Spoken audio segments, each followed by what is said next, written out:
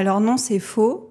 En tout cas, il faut se poser la question. Bien sûr que les brevets sont une preuve d'innovation, mais ils ne sont pas la seule preuve d'innovation. Il faut se poser la question de pourquoi on veut faire un brevet. Est-ce que c'est pour se rassurer soi-même en tant que fondateur? Est-ce que c'est pour rassurer les institutionnels, les financeurs?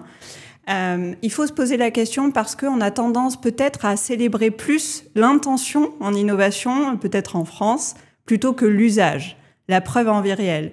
J'ai pensé à ça en lisant le post d'une dirigeante d'entreprise qui disait « Mon entreprise est terminée, mais j'ai déposé plein de brevets. » Et en fait, son produit n'avait pas été commercialisé.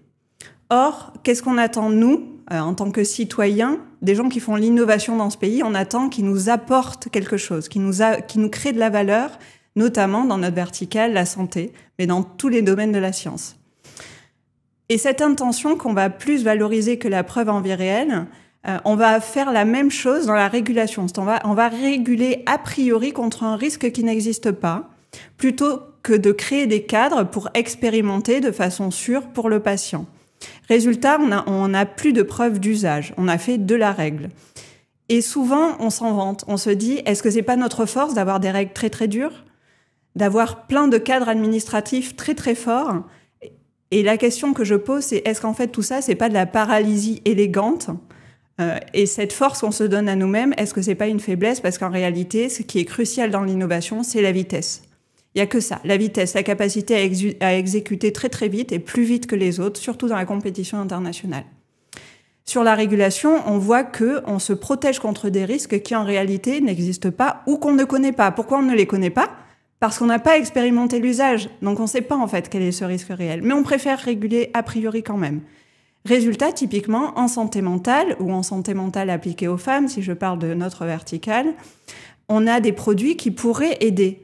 Notamment en thérapie comportementale, par le numérique, on a des thérapies qui pourraient aider les femmes dans certains moments de leur vie, notamment sur le postpartum.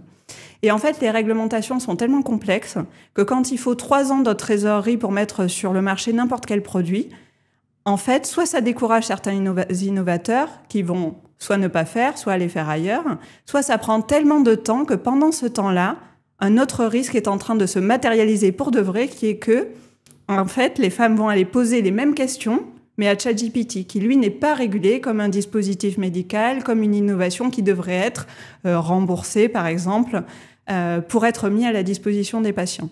Et donc, à vouloir plein de preuves de choses qui n'existent pas, on finit par ne rien faire. Ou alors par faire mal, par faire autre chose, par créer des risques qu'on n'avait pas anticipés. Et c'est pour ça que plutôt que de se protéger, passer du temps à se protéger et créer des forteresses, on doit aussi penser à la vitesse. Parce que c'est ce qui fait qu'un pays est innovant, c'est sa capacité à exécuter vite.